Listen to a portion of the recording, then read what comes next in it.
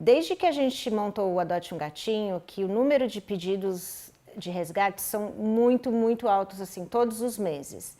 Então eu comecei a me dar conta de que como é que a ONG, que é bem organizada, estruturada e tudo mais, não podia aceitar tantos resgates, e a Dalva podia aceitar todos os resgates que pediam. Então as pessoas pediam ajuda para ela e eu escutava assim, leva para a Dalva tem espaço. A Dalva faz feirinha de doação, a Dalva consegue cuidar desses animais, leva para lá que ela tem sempre lugar.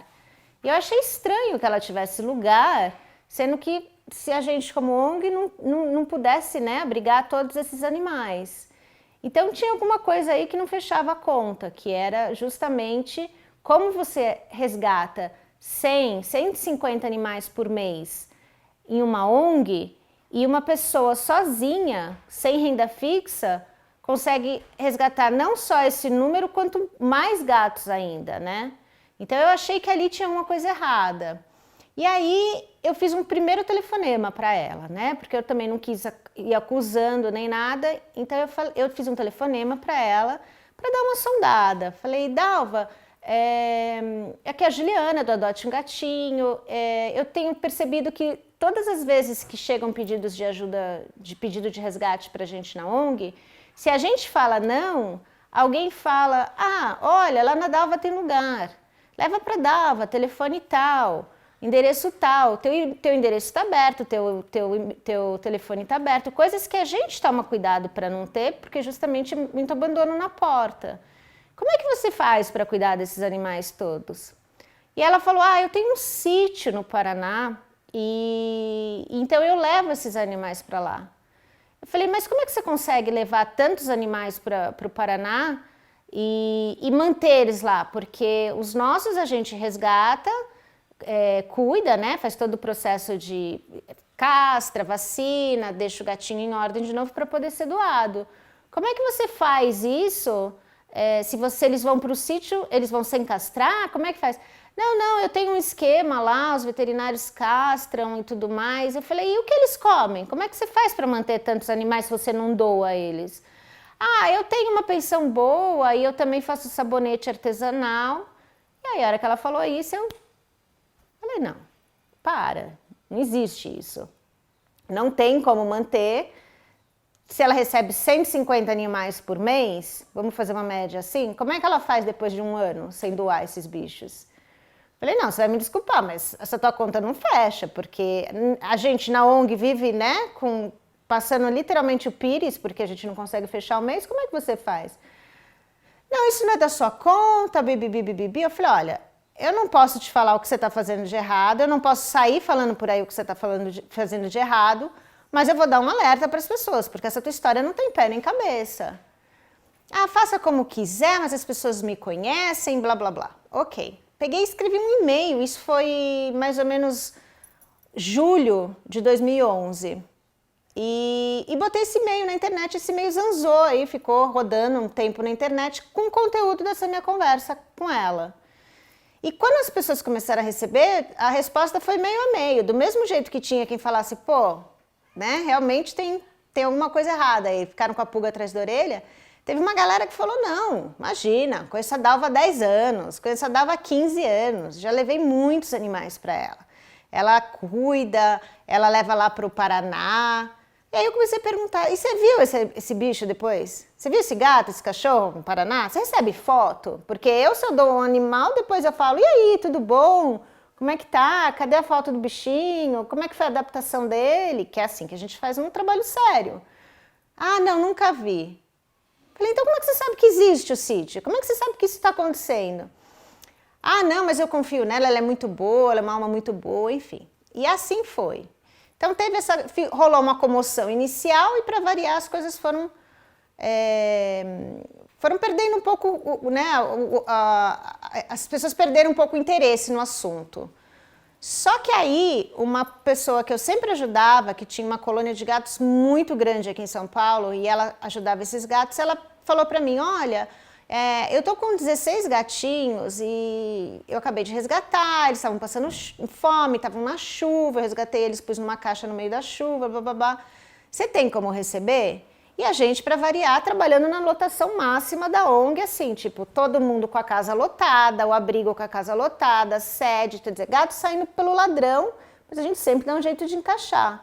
E eu falei para ela, olha, eu não tenho como, né, se fosse 1 ou 2, eu falei, eu não tenho como receber 16 gatos agora, mas faz o seguinte, eu vou organizar aqui, e as primeiras vagas que forem liberadas, eu passo elas para você.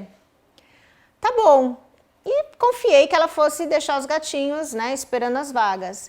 E aí ela me liga no dia seguinte e fala, Ju, olha, não precisa mais se preocupar com essas vagas, porque eu achei uma pessoa que aceitou ficar com eles. Falei, que pessoa? A Dalva. Falei, como assim? Você não sabe do e-mail que rolou assim, assado? Não, como assim? Aí ficou desesperada, começou a chorar e não sei o que, eu preciso pegar meus gatos de volta. Eu falei, pode deixar, eu vou ligar para ela. Liguei para a Dalva, isso tinha acontecido no intervalo de 24 horas. Liguei para a Dalva e falei, Dalva, sabe os 16 gatos que você pegou ontem da fulana? Sei. Falei, então, olha, apareceu vaga lá na ONG, eu vou ficar com eles. Mentira, não tinha vaga, era só para ver, né? Ah, eles acabaram de ir para o sítio no Paraná. Falei, não. Eles não foram para o sítio no Paraná, porque ela trouxe os gatos para você às 5 horas da tarde de ontem. Nós estamos no telefone a 1 hora da tarde de hoje, quer dizer, né? Não deu 24 horas, quer dizer, você já arrumou transporte e os gatos já foram para o Paraná? Falei, eu sei que você está fazendo alguma coisa, eu só não sei o que é. Mas só o fato de você não me devolver esses gatos é porque tem coisa muito errada. Porque não sei o quê, bateu o telefone na minha cara. E aí começou aquele desespero, como é que a gente pega esses 16 gatinhos de volta?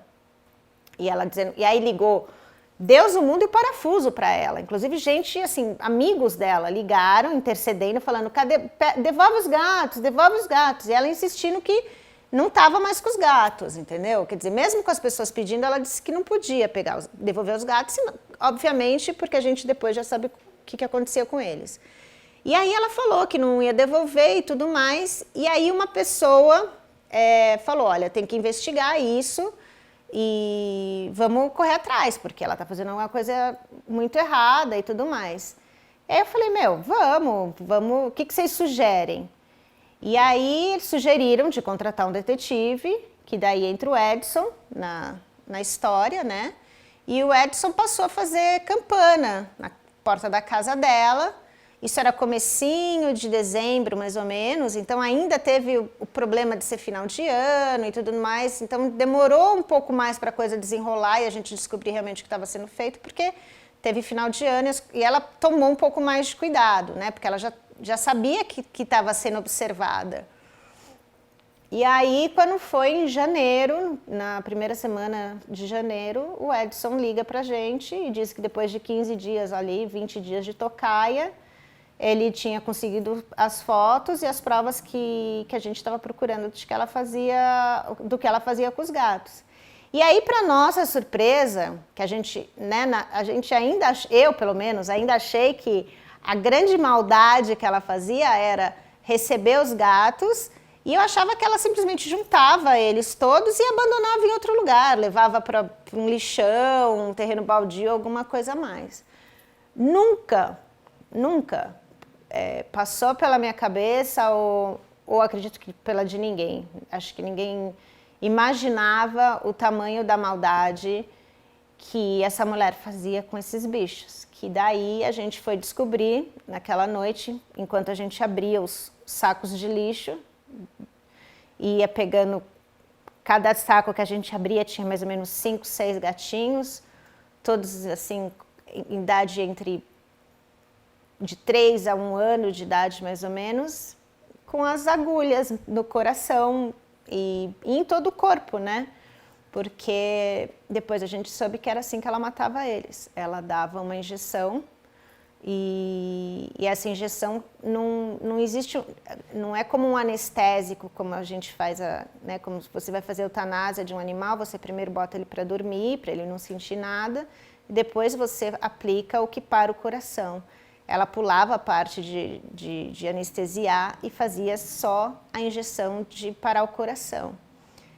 E esses gatinhos, uma coisa que me doeu muito saber, e eu só fiquei sabendo isso depois, foi que quando os nossos gatinhos morrem, a gente precisa sacrificar, a gente, né, tá com eles na mesa e a gente faz carinho, e eles estão muito relaxados, né, porque eles já tomaram anestesia.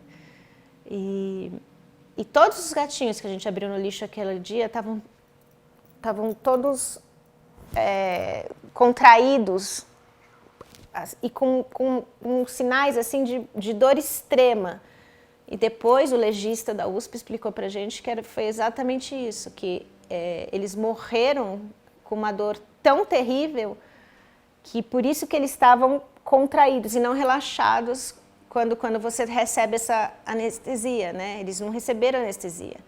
Então, assim, além de serem animais em perfeita saúde, em idade boa para adoção, gatinhos bonitos, tinha muito gatinho bonitinho que não tem problema, não teriam tido problemas para serem adotados. Todos eles foram sacrificados, assim, não é sacrificados, porque a palavra não é sacrificado, foram assassinados da pior maneira possível, que é receber essa injeção em que explode teu coração e você tenha uma dor inimaginável a ponto de você morrer todo contraído de tanta dor. Ela chegou a ameaçar você? Logo depois que teve o flagrante e ela foi prestar depoimento e tudo mais, não demorou muito para ela saber que o Adote um Gatinho estava envolvido nisso, né? Que foi a ONG que comandou e que ficou com os animais dela. Porque durante a madrugada, quando os policiais entraram, ela já tinha ido para a delegacia e os policiais entraram para fazer uma busca. E aí acharam todos os remédios, acharam todo o método dela, como é que ela fazia e tudo mais. E acharam animais vivos ali dentro. Ainda tinha uma cachorra e, se eu não me engano, acho que 12 ou 13 gatos. E precisava tirar aqueles gatos de lá, né? Então, a ONG foi designada como tutora desses animais. Então, para ela foi muito fácil saber que o Adote um Gatinho era a ONG envolvida e que eu tinha sido a cabeça da investigação.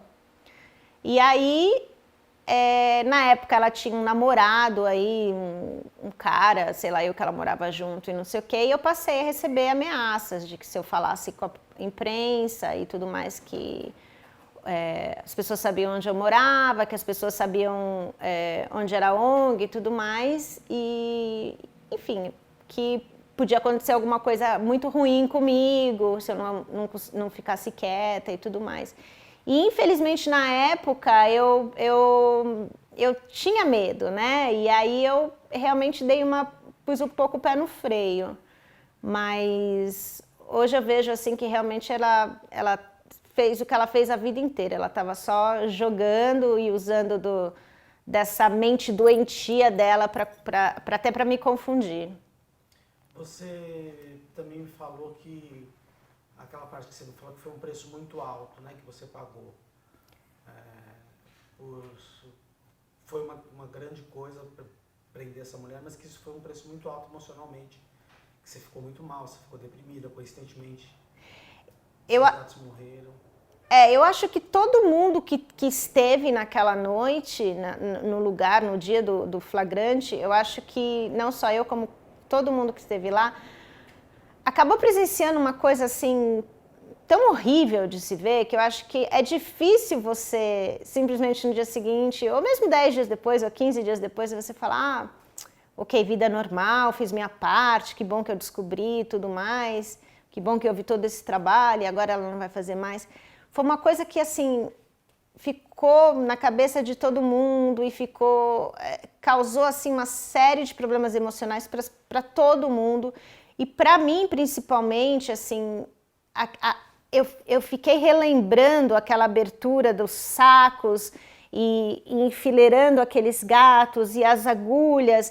E depois veio aquela cena horrível que a gente ficou sabendo, quando a gente viu as fotos do Edson, é que a gente pôde ver que a cachorrinha, que foi uma cena que chocou todo mundo e que apareceu em todos os lugares, que a cachorrinha que o Edson fotografou chegando com o lacinho rosa, com a gravatinha rosa, era a mesma que a gente abriu e, entendeu? Quer dizer, a pessoa que levou essa cachorrinha teve o trabalho, ela acreditou tanto que essa cachorrinha tem uma segunda chance, que ela levou dar banho, né? Ela levou no pet shop e falou, deixa eu dar banho para entregar ela bonitinha, para ela ter chance de adoção.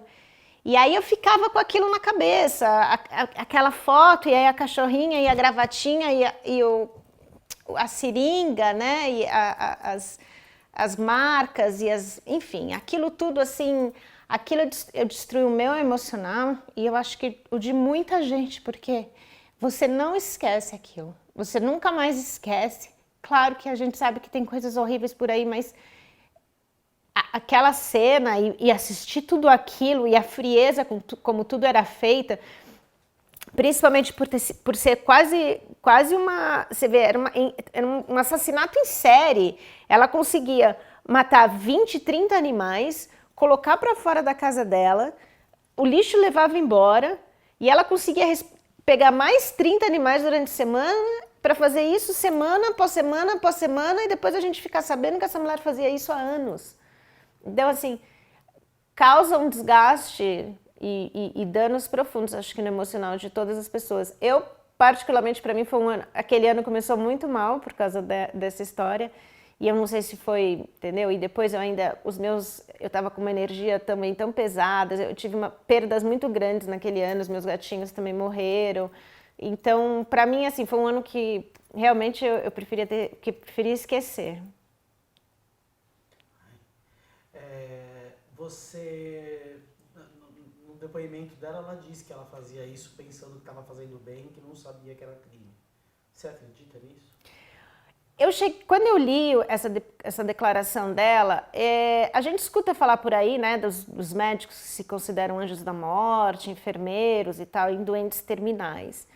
Então, a pessoa realmente acredita que, enfim, ela está com um paciente terminal e ela acha que, poxa, essa pessoa está com dor, entendeu? Está miserável, vai viver o quê? Mais 2, 3 semanas, então vamos abreviar esse sofrimento. No caso da Dalva, essa teoria nem tem cabimento, porque ela não estava sacrificando animais doentes, né? Não é como quando a ONG recebe um gato que foi queimado, atropelado, que tomou uma machadada na cabeça, que alguém quebrou as quatro pernas deles, e a gente vai lá, faz cirurgia, UTI, cuida, dá comida na seringa, passa a sonda para esse gatinho viver, porque a vida dele também é importante. Não é que ela pegou esses animais e falou, não, eu não vou me dar todo o trabalho de reabilitar esse animal, é melhor ele morrer, porque, enfim, ele está com dor. Não tinha nenhum animal doente ali, nenhum. Não tinha, para você ter uma ideia, a coisa era tão sem noção que não tinha nenhum gato ali que fosse difícil doar. A gente que está nesse meio de proteção animal, é muito sabido, e toda hora se fala nisso, de quanto os gatinhos pretos são renegados na hora de doação, os tigrados, os brancos e pretos, e que as pessoas dão preferência mesmo na hora de adotar por gatinhos claros, amarelos, branquinhos, blá blá blá. Quase todas as fotos, se você vê as fotos, os gatinhos são todos branquinhos, aquela misturinha que a gente chama de cialata, que é um siamesinho com vira-lata. Tudo branquinho de olho azul. Tinha um ou outro gatinho tigrado, entendeu? Não eram gatos que, assim, que não estavam doentes, que seriam facilmente adotados, era só levar numa feirinha. Quer dizer, nem esse trabalho ela se dava. Ela cobrava, se eu não me engano, entre 35 e 40 reais por gato. E eu não sei quanto... Eu acho que a Dalva achou aí um nicho muito fácil também de fazer dinheiro, né? Porque você pensa, você tem zero de... né? O custo dela, na verdade, era a medicação, né? Que ela mesma fazia todo o serviço. Quer dizer, também entra aquela coisa, ela fazia mesmo todo o serviço?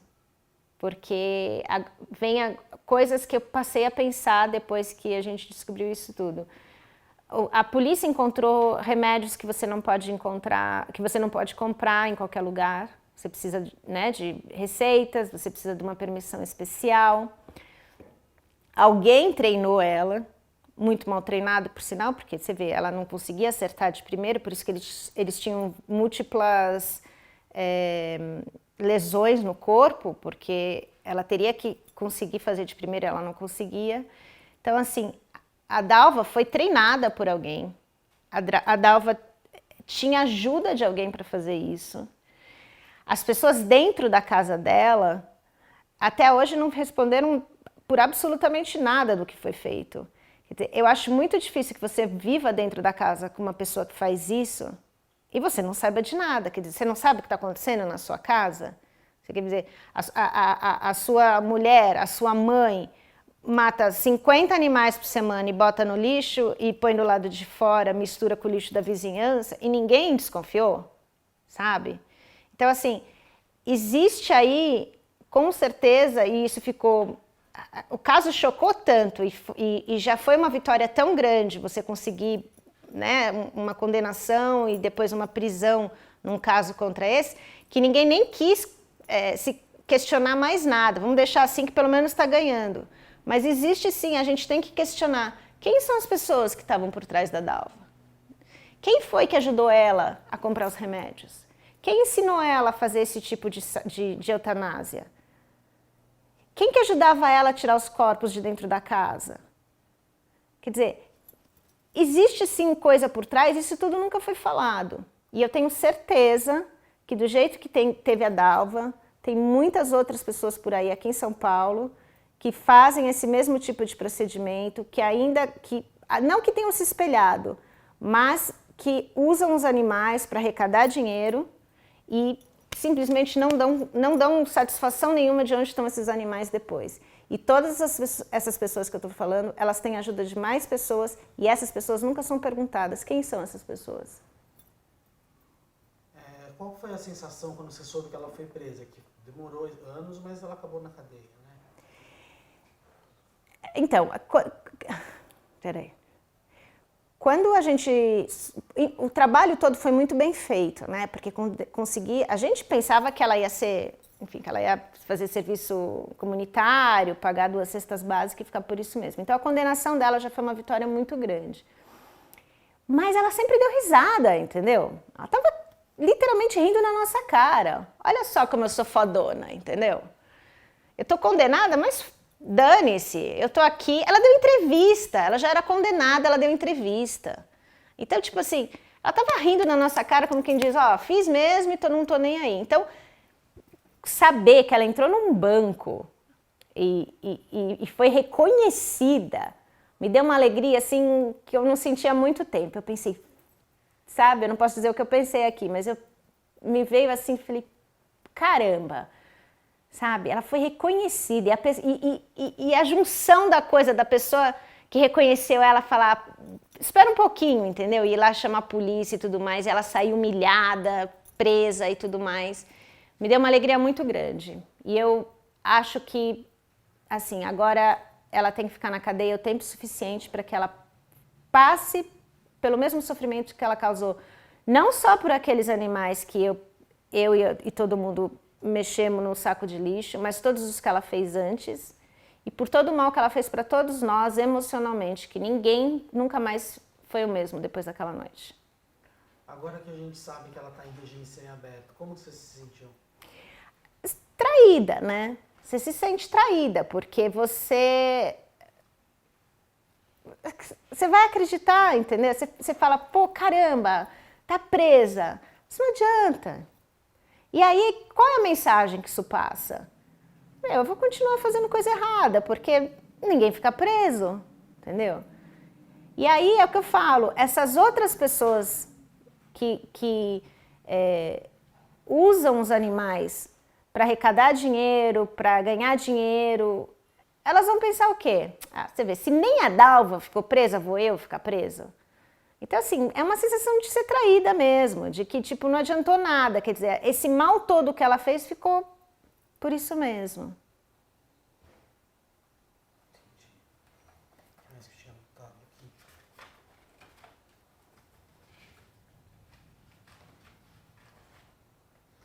Uma coisa que eu acho forte, que você falou também, é do seu sentimento por ela não ser inexistente. Né? Você acha que ela é uma não humana. Achei isso bom. Não vamos cutucar indicar a mulher também, vai, que eu também agora... Não, pode falar, não tem problema. Não, eu acho que tem bastante material, Tem né? bastante. Acho que tem Mas quer que eu bastante fale? Eu material. falo isso. Você falar o que você sente em relação a ela. O que você sente em relação a ela? Esses anos todos, assim... é engraçado dessa história toda que a única vez que eu vi a Dalva na vida foi quando a polícia invadiu a casa dela e ela desceu as escadas, né? E eu vi ela de longe. É a única vez que eu vi a Dalva na minha vida. Então, assim, eu não nutri por ela nenhum sentimento, assim. Mas ao longo desses anos, eu passei a perceber, assim, que o ponto de loucura dela, e ela é tão fora de ser um ser humano bom, ou mesmo ruim, mas que tenta ser bom, eu acho que ela é assim, para mim ela é um nada, ela é uma coisa assim que, é uma coisa assim, ela é tão do mal que eu prefiro nem pensar nela, nunca.